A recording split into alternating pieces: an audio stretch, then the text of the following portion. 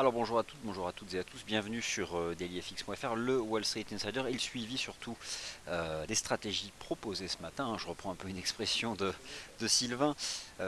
Depuis ce matin, dans le Good Morning Euro Dollar, deux stratégies.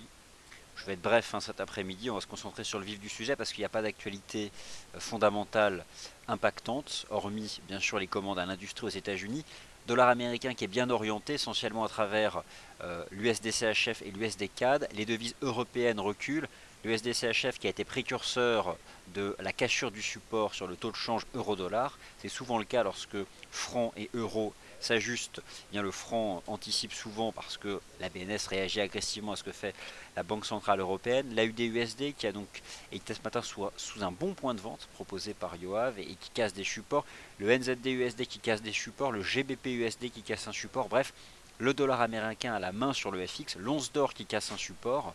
Au contraire, l'énergie qui poursuit son rebond, mais ce qui ne nuit pas à l'avancée du taux de change USD4. Quant aux indices boursiers, toujours dans une phase de dérive latérale, en attendant probablement une reprise plus haussière et impulsive, mais je pense en seconde partie de semaine. Alors vous avez sous les yeux l'avertissement sur les risques liés aux devises et aux produits CFD. Je bois une petite gorgée d'eau. Et je répondrai donc à toutes vos questions. Alors, je vais être très bref sur le taux de change euro-dollar. Deux choses d'analyse technique vraiment puissantes dans le sens de la tendance.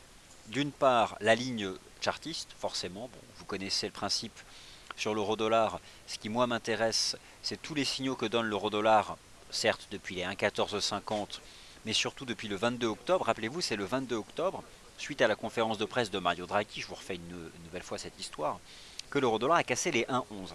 Et depuis les 1,11, qui était le support qui avait tenu tout au long du mois d'août et du mois de septembre, l'euro-dollar est guidé dans sa baisse par cette ligne de tendance baissière. Et surtout, vous aviez en début de semaine une très belle divergence baissière cachée. Le principe étant que les cours restent en deçà du précédent sommet, sont couverts par une résistance graphique, alors que l'indicateur, lui, entre autres ici, celui qui représente le momentum du marché, c'est le RSI, effectuait des nouveaux sommets et notamment dépassait la neutralité, ce qui n'était pas le cas sur l'action des prix. C'était donc une divergence baissière cachée. Vous avez un webinaire sur notre chaîne YouTube qui permet de distinguer les divergences standards des divergences cachées. En tout cas, elles sont très puissantes. Et ce qui, moi, m'intéressait, c'est que celle-ci, qui est baissière sur l'euro-dollar, on la retrouve, mais à l'envers, sur l'US dollar index de FXCM, haussière. Alors, sans surprise, l'USD Yen confirme depuis le test du support à 120.16. Le taux de change USD-CAD est sorti par le haut du biseau dont je vous ai parlé ce matin.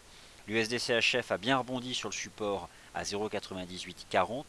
La UD-USD a cassé un support. Le GBP-USD a cassé un support. Le NZD-USD a cassé un support. Bref, vous l'avez compris. Dollar US à la main. Alors, pour le taux de change euro-dollar, c'est pas non plus là où il y a le plus, je dirais, de dynamique. Malgré tout, lorsque j'étudie les bougies horaires du taux de change euro-dollar, eh bien c'est baissier, pas de divergence baissière, même pas de div haussière intraday. Le marché a cassé ce matin un support à 1,10 $ et depuis donc reprend sa dynamique de baisse en direction d'un support important qui s'établit à 1,0850. Alors là, je propose simplement le suivi technique d'un certain nombre de stratégies parce qu'il n'y a plus de timing, c'était le cas ce matin. Le taux de change USD-CHF qui a donc bien réagi sur typiquement ce qui est un cas d'école technique, ici, un changement de polarité et un pullback. Le marché avait cassé la résistance à 0,9830 suite au communiqué de presse de la Fed qui a mentionné une économie robuste et ce qui a considérablement renforcé la probabilité implicite de voir la Réserve fédérale relever ses taux le 16 décembre prochain, alors que le marché attend demain l'enquête ADP et vendredi le rapport NFP. Et bien ce matin, donc, pullback et rebond sur 0,9840. 0,99 c'était une première cible. Je pense toujours que ce marché peut rejoindre la parité au mois de novembre, porté essentiellement par la perspective de voir la distorsion entre la politique monétaire de ces deux grandes banques centrales s'approfondir au mois de décembre. J'apprécie le comportement du RSI H4 de l'USD-CHF qui, je pense, peut reprendre la zone de survente. Donc il reste encore du potentiel du point de vue du momentum.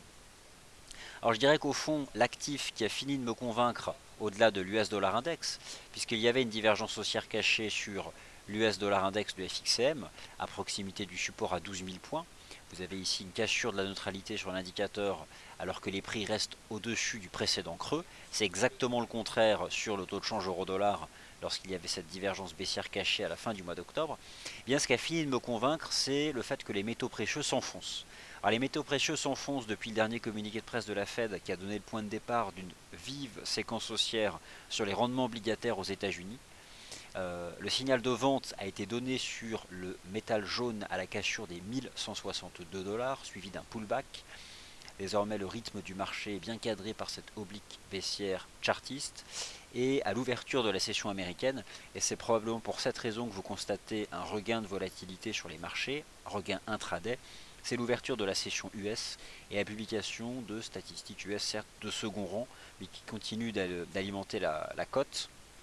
Le marché d'ailleurs prendra connaissance de l'un des commandes industrielles à 16 heures. Donc ça, ce sera la prochaine statistique qui impactera le dollar américain. Avant demain, l'enquête ADP et les chiffres de la balance commerciale au mois de septembre. L'once d'or, je pense toujours que ce marché peut se replier en direction de la partie basse du canal à faible pente. Vous avez ici les chandeliers H4 du métal jaune, le marché qui évolue dans ce canal à faible pente, qui a récemment rejeté dans la partie haute du canal, qui a cassé les 1162 $.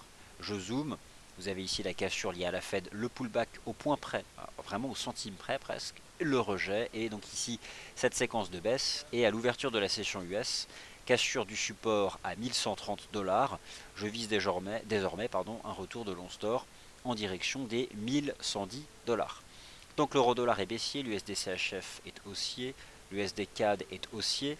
L'USD CAD, je vous en ai parlé ce matin, lorsque le marché testait un support à 1,3080. J'ai mis en évidence le fait que ce marché construisait un biseau descendant, et on est sorti par le haut. Je vise toujours 1,32 désormais, 1,32. Et pour les stratégies d'achat, si vous y êtes, le stop peut être remonté juste en dessous des 1,31, avec une cible maintenue sur le niveau des 1,32. Le taux de change USD Yen est parfaitement haussier. Il bénéficie à la fois de l'attrait général pour le risque depuis la fin du mois de septembre. Il a rebondi hier sur un support fort à 120,16. Je confirme la cible à 121,50. 121,50 qui est à la fois une cible liée à la performance du dollar américain et un yen qui est sous pression, sans même que la BOJ ait renforcé son programme de quantitative easing, mais simplement parce qu'il y a d'attrait pour le risque sur les marchés financiers. Objectif donc 121,50 confirmé. Le taux de change AUD-USD était ce matin sous résistance, il rejette, il réintègre 0,7180, objectif établi à 0,7145. Et enfin, dernière paire majeure, en tout cas ici que nous suivons, c'est le taux de change NZD-USD qui casse un support avant les chiffres de l'inflation, et je pense que le NZD-USD va se replier en direction des 0,6623, parfaitement baissier du point de vue du momentum intraday, signal de vente donné ce matin à la cassure des 0,6723, confirmé par la cassure des 0,67, bref, avec la cassure du support sur le GBP-USD à 1,54, vous l'avez compris, le dollar américain a la main sur le marché des changes, et au final, les stratégies sont multiples pour se positionner long sur le dollar américain. Il n'y avait pas que l'USD CAD ou l'USD CHF. Voilà donc comment je vois les choses sur l'ensemble de ces marchés. Sur le marché de la dette, le Bund se stabilise, mais c'est probablement encore un peu trop tôt. J'attends un retour dans la partie basse du canal, donc encore un peu de patience. Du côté des pétroles, on a sur l'US Oil et l'UK Oil des canaux horaires. Depuis la séance positive du 28 octobre, les chandeliers intraday de l'US Oil et de l'UK Oil sont bien guidés dans leur hausse par des canaux aussi horaires. On était ce matin dans la partie basse du canal, on est maintenant dans la partie haute, on peut éventuellement retomber dans la partie basse. La seule chose qui m'intéresse, c'est d'acheter la partie basse. Et idem sur l'UK Oil, après la jambe de hausse du 28 octobre et la résolution haussière de cette structure en biseau sur le RSI H4, le marché évolue toujours dans un canal de hausse mais à faible pente qui guide donc la progression des cours. Le gaz naturel sort par le bas d'un triangle, c'était la figure à l'intérieur de laquelle il évoluait depuis le début du mois de novembre, donc depuis hier en gros. Il en sort par le bas, bon il est sous pression, mais il ne se passe pas concrètement grand chose dessus. Les marchés actions de la zone euro, rien de nouveau depuis ce matin, globalement résilients. les actions européennes bénéficient de cet avantage comparatif qui est le taux de change faible de l'euro. On dérive à plat. J'ai toujours le sentiment que les actions de la zone euro vont dériver à plat jusqu'à rejoindre la ligne de tendance haussière en place depuis le 29 septembre. Et celle-là m'intéressera pour une stratégie swing. Et donc c'est un peu tôt encore. C'est même plutôt bien finalement que le marché dérive à plat jusqu'à rejoindre cette ligne de tendance haussière. Moi je m'intéresse notamment, alors c'est pas l'US Dollar Index, c'est l'indice Eurostoxx 50 qui était hier dans la partie basse d'un canal. Alors Eurostoxx 50, hyper haussier, canal de progression, etc. etc. Et ce qui est franchement bien, c'est que regardez, on est passé la partie haute du canal, bientôt la partie basse, à l'aide d'une dérive latérale qui prend la forme d'un drapeau parfait, un rectangle impeccable. L'idée c'est quoi? C'est que lorsque le marché testera la partie basse du canal, j'envisage une forte impulsion haussière. Sauf qu'on n'est pas au contact du canal. Moi, ce que je vous invite à faire pour vos indices boursiers, même si vous ne tradez pas le CFD Eurostoxx 50, ici EUSTX 50, mettez sur la plateforme l'EUSTX 50 en H4 pour vous intéresser à la partie basse du canal en place depuis début septembre, et c'est là qu'il y aura quelque chose d'intéressant à faire. Alors, bon, j'ai couvert les matières premières, les paires de devises majeures. Maintenant, qu'en est-il des marchés actions américains? Eh bien, le SP500 a atteint donc cette cible dont je vous parlais hier. Ce qui, moi, m'intéressait sur le SP500 hier, à l'ouverture de la session américaine, c'est le fait d'avoir vu le SP500 reprendre les 2080 points. Je visais à ce moment-là les 2100 points, on y est. Admettons quand même une chose, la remontée du dollar américain, notamment face aux devises européennes, la baisse du GBP-USD, la baisse de l'euro-dollar, des cassures de support, la hausse de l'USD-CHF, des cassures de résistance, eh bien donne un avantage en termes de force relative aux actions de la zone euro. Ce qui signifie que même si les actions américaines restent dans une dynamique positive, le rythme est un peu moins fort, mais je pense toujours que le SP500 montera en direction des 2130 points d'ici la fin d'année.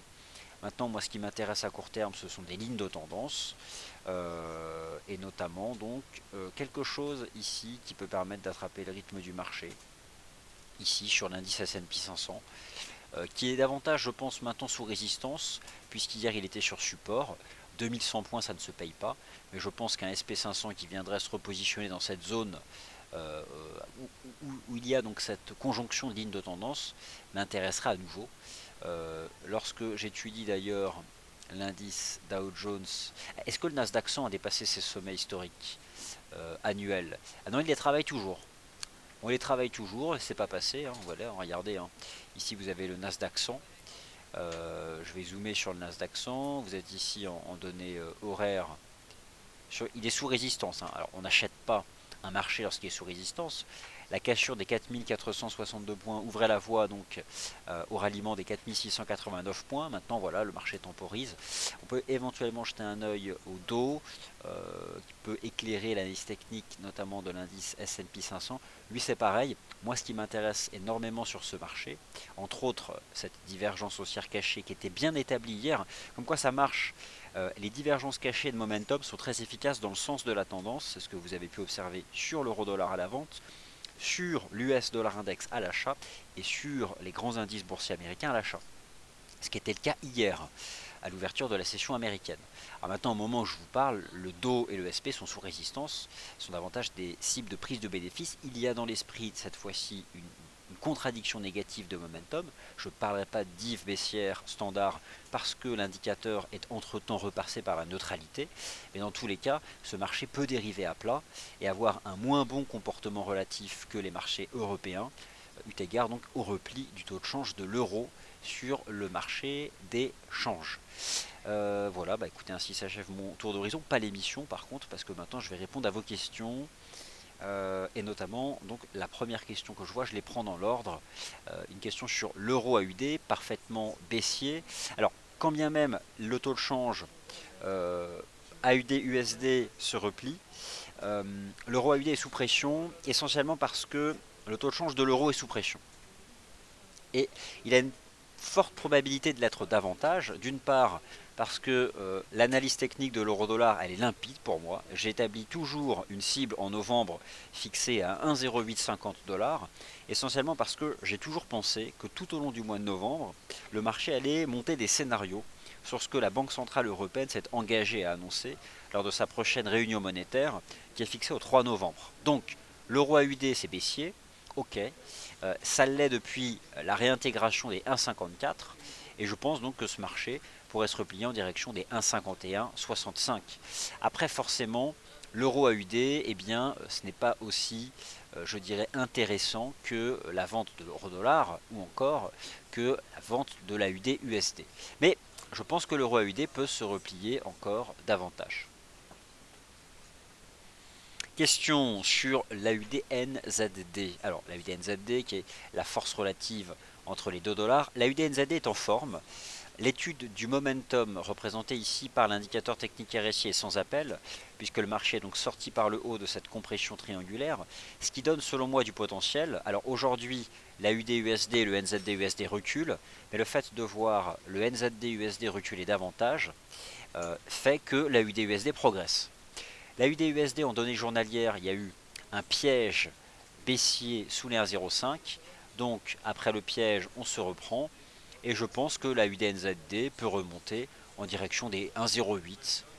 Il y a du potentiel encore. Il n'y a plus de timing, mais c'est haussier. Et je pense qu'il existe encore du potentiel de reprise haussière ici sur le taux de change AUD-NZD.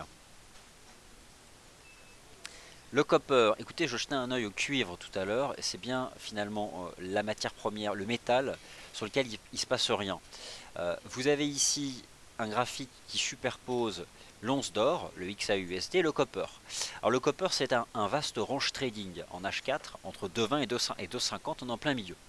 L'once d'or lui c'est fermement baissier, notamment depuis la réintégration des 1162 dollars et non pas des 1150, je vise toujours sur l'once d'or, vous le savez, un repli en direction des 1110 dollars. Notamment, regardez là, on a donné un signal de vente encore tout à l'heure. La cassure des 1130, c'est un signal de vente, c'est propre. Il n'y a aucune dive. Le marché d'ailleurs, ce que vous montre le RSI du XAUSD, c'est que le fait qu'un marché soit survendu n'est pas un signal d'achat. L'once d'or, et accrochez-vous, il est survendu depuis 1160 dollars. Imaginez si vous aviez acheté l'once d'or sous prétexte qu'il soit survendu. Ce qui prouve à quel point il faut bien utiliser le momentum.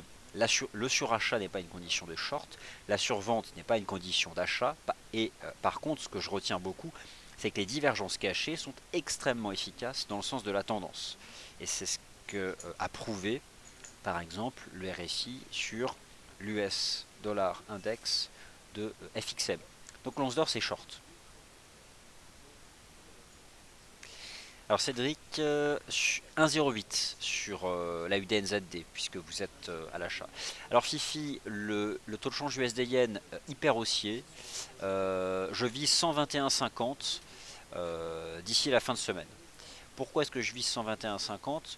Moi j'ai un peu cette lecture en triangle. Et c'est la partie haute du vaste range qui se déploie depuis le 31 août. Donc oui, je vise 121,50.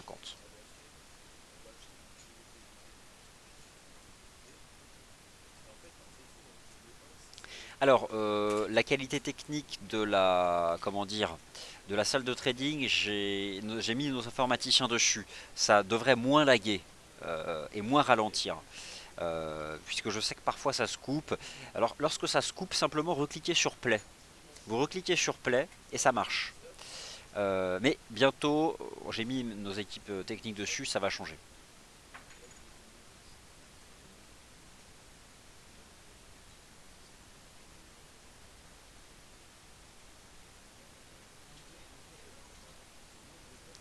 À mon avis, c'est parce que il n'a pas dû mettre à jour son live stream visiteur. Mais de manière générale, ce que vous nous rappelez visiteur, c'est qu'en effet, je m'adresse là à tous les auditeurs, vous avez la possibilité sur la plateforme.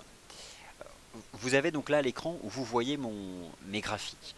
Mettez votre souris juste en dessous de la vidéo et vous avez un petit curseur qui apparaît. Vous pouvez gérer le son, la qualité de l'image. Ça, c'est une première chose. Mais j'ai surtout demandé à mes équipes techniques d'améliorer le streaming qui trop souvent subit des interruptions et qui j'espère ne durera pas.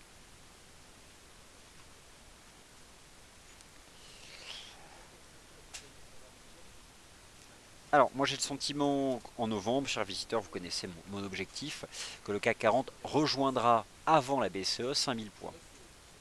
L'idée sur le CAC 40, c'est que le marché, donc guidé par un canal, a donné un signal d'achat majeur le 22 octobre, fait maintenant un range, un drapeau, et que lorsqu'il viendra tester la partie basse du canal, j'anticipe une impulsion positive en direction des 5000, 5016 points, qui sont en fait une extension de Fibo. J'ai pris en fait ici les extensions de Fibo, et ce qui m'a permis de déterminer des cibles théoriques de ce que j'estime être un double bottom ou épaule, tête épaule inversée, peu importe. Le point commun de ces deux patterns, c'est qu'il s'agit de figures de creux.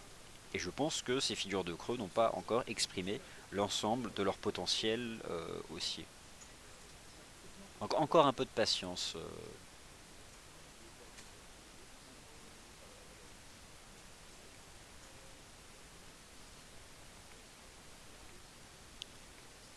Ah, écoutez, le taux de change USD-Yen. Le principe, c'est quoi? J'ai mis en évidence le support à 120.16 hier. Le marché, donc, rebondit sur 120.16. Parfois, le marché me donne tort, parfois raison. Hein. Par exemple, sur la UD-USD, dans un premier temps, j'ai eu tort. Hein. Mais peu importe, je dirais que dans un souci de transparence, sur les fois où on a raison ou tort, là pour le coup, j'ai donc eu raison. Le marché a rebondi sur 120.16. C'était la stratégie. Aujourd'hui, il casse une résistance. Donc l'idée, c'est quoi? C'est que désormais, si vous êtes long sur le support, le stop peut être remonté sous les 120.80. Là maintenant, si vous voulez prendre le train en marche, étant donné que c'est puissamment haussier et que je pense qu'on peut aller à 121,50, le stop se met sous la dernière chandelier H1, sous les 120.80. Il ne faut pas que le marché retombe sous 120.80. Ça peut se gérer comme ça. Stop sous 120.80, objectif 121,50, c'est quand même hyper haussier.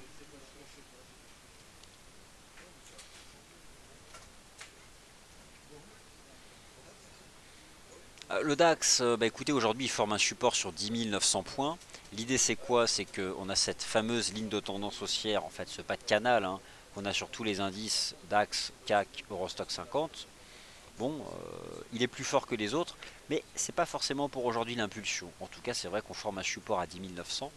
Mais moi, le DAX m'intéressera à l'achat. Là, j'admets qu'il tient les 10 900 points. Mais essentiellement, parce que moi je travaille en partenariat, ici à gauche l'Eurostoxx 50, ici le DAX. Lorsque le Stoxx 50 sera sur support dans le bas de son canal H4, là, il y aura un bon timing pour l'achat du DAX. Et je dois admettre qu'aujourd'hui, donc, le marché forme un support sur les 10 900 points. Donc, et de manière générale, il surperforme.